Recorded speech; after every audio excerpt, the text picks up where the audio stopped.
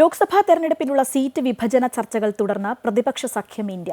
Congress, Samajwadi party seat ചർച്ച അവസാന ഘട്ടത്തിലാണ്. ഡൽഹിയിൽ ഇരു പാർട്ടിയിലെയും നേതാക്കൾ ഇന്ന് ചർച്ച നടത്തും.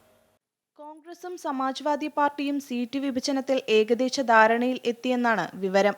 മുഗൾ വാസ്നിക്കിന്റെ വസതിയിൽ നടക്കുന്ന ചർച്ചയ്ക്ക് ശേഷം സമാജ്വാദി പാർട്ടി രാഷ്ട്രീയ ലോക്ദൾ ചർച്ചയും നടക്കും. 80 സീറ്റുകളുള്ള ഉത്തർപ്രദേശിൽ സമാജ്വാദി പാർട്ടി 65 സീറ്റിൽ മത്സരിച്ചേക്കും. കോൺഗ്രസ് 10 മുതൽ 15 സീറ്റുകൾ വരെയാണ് ആവശ്യപ്പെടുന്നത്. സമാജ്വാദി പാർട്ടിയുടെ സഖ്യകക്ഷിയായ RLDയുമായി കോൺഗ്രസ് ഇതുവരെ ചർച്ച നടത്തിയിട്ടില്ല. SP വഴിയാണ് RLDയുമായി കോൺഗ്രസിന്റെ ആശയവിനിമയം. അടുത്ത ചർച്ചയോടെ കോൺഗ്രസ് ആം ആദ്മി പാർട്ടി സീറ്റ് വിഭജനത്തിലും അന്തിമ തീരുമാനമാകും. മഹാരാഷ്ട്രയിൽ മഹാവികാസ് അഘാഡിയിൽ സീറ്റ് വിഭജനത്തിൽ തീരുമാനമായാൽ പ്രതിപക്ഷ സഖ്യം ഇന്ത്യയിൽ ഏറ്റവും ആദ്യം സീറ്റ് വിഭജന കാര്യത്തിൽ പ്രഖ്യാപനമുണ്ടാകാൻ പോകുന്നത് മഹാരാഷ്ട്രയിലാകും.